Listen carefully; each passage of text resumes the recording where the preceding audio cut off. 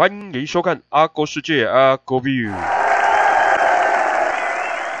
局处长啊，还有我们主席，还有我们国会联络人，还有记者先进，大家早安哈。首先我还是延续刚才医疗纠纷的问题啊，我问一下卫生局局长啊，现在这个医疗纠纷的调处的程序大概是怎么样？请谢局长好。谢谢主席啊，谢谢议员的询问啊。目前医疗纠纷的调处是这样子的哈，大部分就是原则上是两方都可以啊，但大部分都是辩方这边那会把这个申请申请这个进来我们局里面。那局里面接受这种医疗纠纷调处的申请之后的话，我们就会来这个排定这个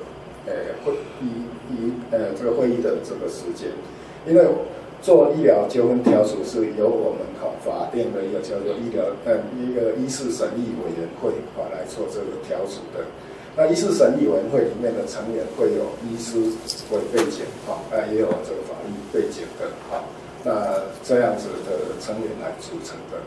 那在我们接收案之后的话，通常如果大部分的案子的话，会涉及到里面有一些专业，我们可能会先征询一些专业的意见那就不在这些委员里面，或者是在这些委员里面，他本身的这个专业，我们会请他先看。那如果不在这些委员的专业里面，我们可能外面的专家会来看，然后给我们一些初步的意见，然后我们就召开这个委员会，那就请双方过来，然后就听双方的陈述之后，然后再个别对双方去做一些分析希望就是他们在意见上面能够互相的接近。我如果没有听错，刚才局长你有跟陆委教员答复说，过去在新北市你们调处大概是6成嘛，是不是？是。我听听看新北市调处的程序跟方式跟屏东有什么不一样？目前的这个方式的部分的话，大概是这样。新北市那边能够调处比较成功的原因那新北市的案件也不少那我讲是说跟台北的比较的话，它有2个特点。第一个特点，一次只有调1个案子过去的话，台北市是有时候一天排下来是好几个案子那一次调1个案子，就是说调处的委员就没有时间的压力那可以好好这方面去谈，这方面谈。那第2个特点是它是分别的。就我先跟病人这个委员会先跟病人谈，知道病人的疑惑点在哪里，他的诉求是什么，然后再他们出去，然后再找这一个医院方来谈，医院方会提出他们的理由，因为这个案件可能有一些专家意见理由在里面，所以有时候医院讲的不是很正确的话，那这些委员，尤其是这种医疗背景委员，就直接会质问他说你这样讲不太对那也让医院真的知道说，有内行的底下莫别讲啦就是这样。然后之后的话，医院表了他们意见之后，那在病房这边再进来就是说那医院那边可能有一个幅度可以接受的那是不是这样可以？然后之后的话，他们再请的，直到谈到是说双方已经接近了，才双方一起进来，然后做一个最后的确认。对啊，这样子很好啊。知道你们现在都怎么做吗？你们是主席是医师公会的可能是医师公会做主席，然后你们把双方都找来之后就互相陈述。有没有看到我们卫生局的在里面？可能顶多是做行政事务啦，那整个意见都倾斜因为这些医师公会的理事长或是主席也是医师把一般的民众怎么会懂这个医疗技术？所以整个意见都很倾斜弄到最后是你们就只有2个作为，就是第一个就是叫民众再去送调解委员会再调解一次，不然就是叫民众去法院，他就撒手不管。所以我觉得你刚才提的那个新北市的方式很好你们也可以比照办理，不要一件一天排好几个调处案，那弄得整个委员都很紧张，然后匆匆了事。所以难怪刚才你那个科长，你说你们现在调处多少？成功率多少？3成不对啊，你刚才跟那个。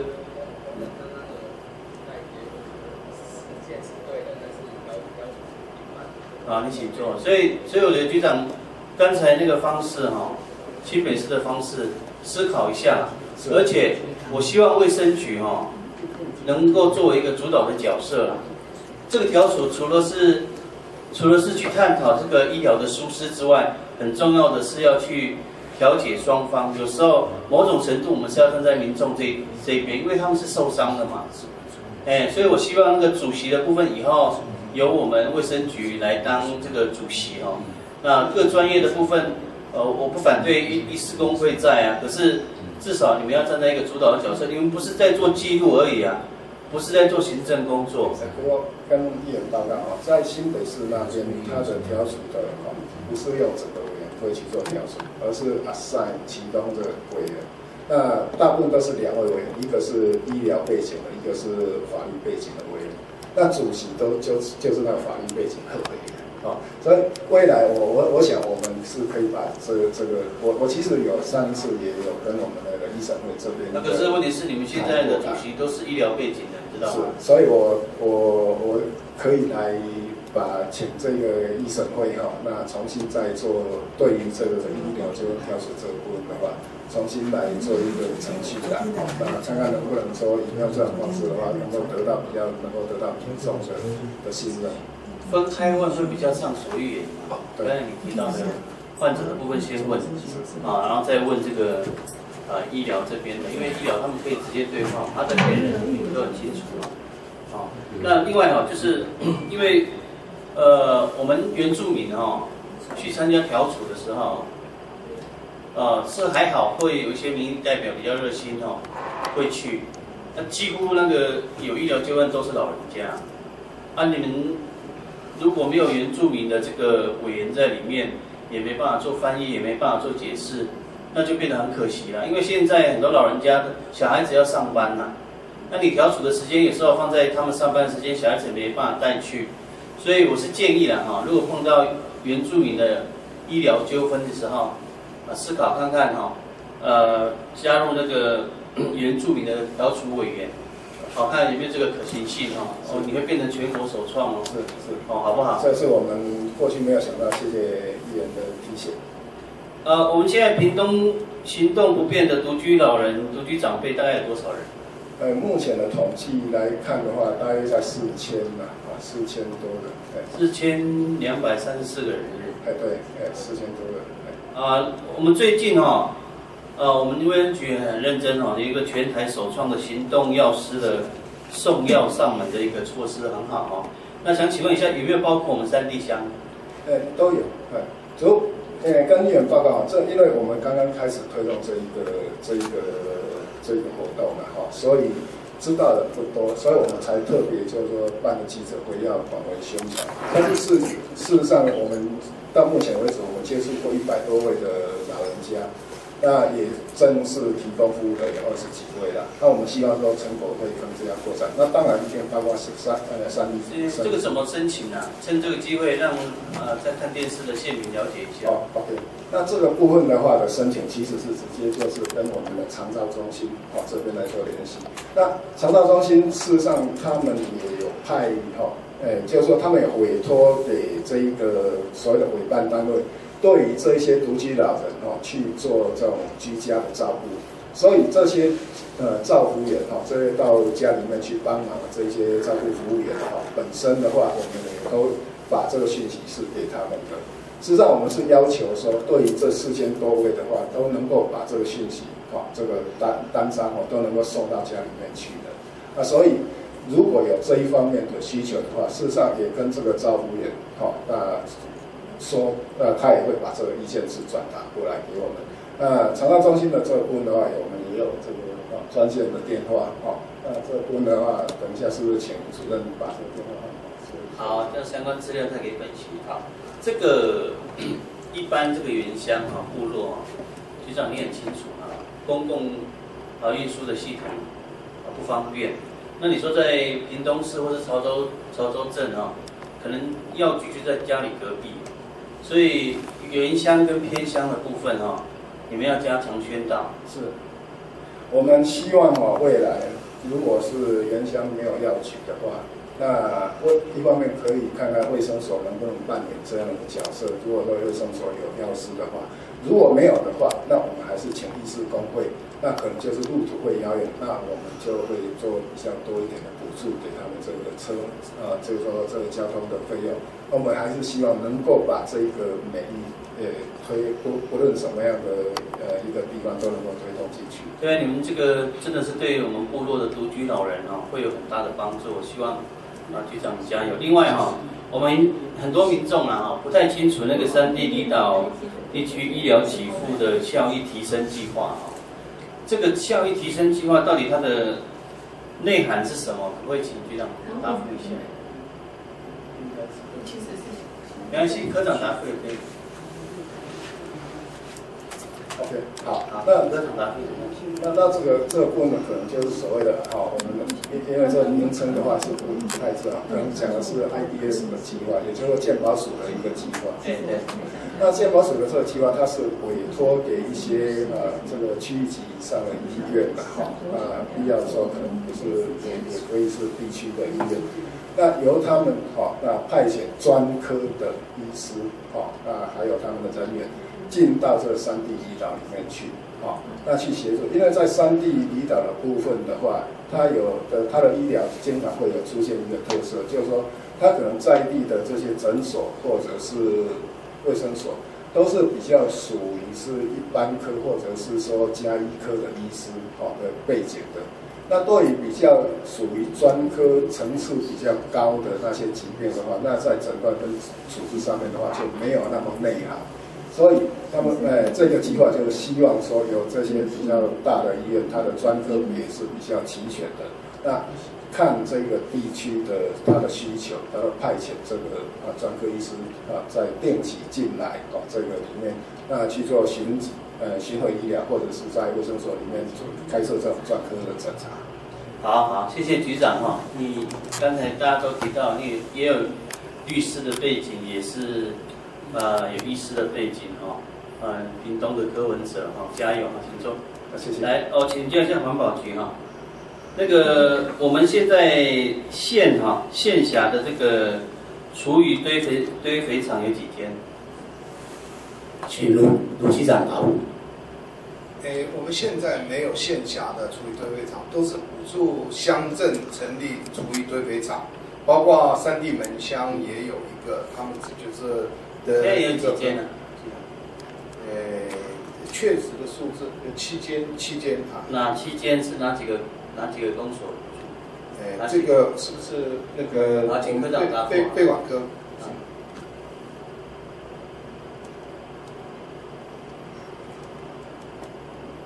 农村、云田、新平、琉球、长治、三地门、安定。那三地门现在的营运状况怎么样？三地门，因为他那个要准备再找另外一块地再做，他原来地面是私人地。那个设备已经有了嘛，对不对？它原先的设备，原先的设备现在要被刷微的，对了，对，是不是？那你这个已经拖很久了呢。因为他是有跟我们提计划向环保署争取，那环保署因为今年没有跟这一部分的计划结合。你到时候相关资料提供给我。你时间表什么时候？他们什么时候可以营运这个？要不然很浪费啊。他现在就是要找地，然后找那个，因为原来设备可能就比较旧一点的设备了，项目没有那么好，他是希望能够再跟环保署争取比较多经费来做比较好的处理。多一点心放在这里我会一直追这个问题另外我问一下那个。政风室主任局长你请坐那个，请问一下，你们计划型的离职人员有没有在非契约期间还留在环保局？这些人在非契约期间每天在环保局使用环保局的电脑接触业务，这种行为会不会涉及到这个公务机密的这个相关规定？请政风室主任来回答。谢议员的关心针对这部分的话，因为他们一般一般这种可能比较不会去接触到电脑。不要乱讲啊！如果有的话，不要乱讲，怎么不会接触到电脑啊？不是，不好意思，对不对？可能说比较简单的一些处理。如果是比较机密性的，我个人判断应该是延长3分钟。那你的意思是环保局的电脑有分一般的跟机密的电脑，是不是？对不起，那个我讲的是业务啦，业务上。这个也没有涉及到公务机密的相关问题。你到底知不知道我的意思啊？非契约期间，他们就不应该待在环保局嘛？他们还在环保局，在使用那边的电脑、使用那边的设备，可以吗？回答我的问题。主席，请他回答我的问题。薛议员，我觉得这个是比较不妥，是。怎么不妥？都违法了。社风处派你去那边做什么？这个问题很严重啊！你怎么知道他会被续聘？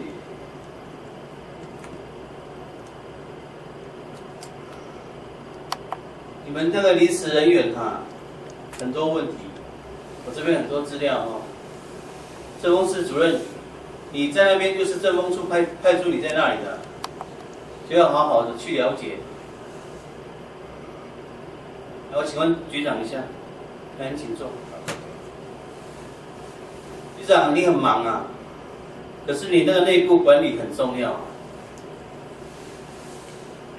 你一个人往前冲啊，环保局的这些其他的人在原地踏步啊。所以你内部的管理很重要啊。你也是全国知名的环保人士啊，所以我希望带领这个团队不要被下面的人都唬住了。你一个人喊杀，结果全部的人都原地不动。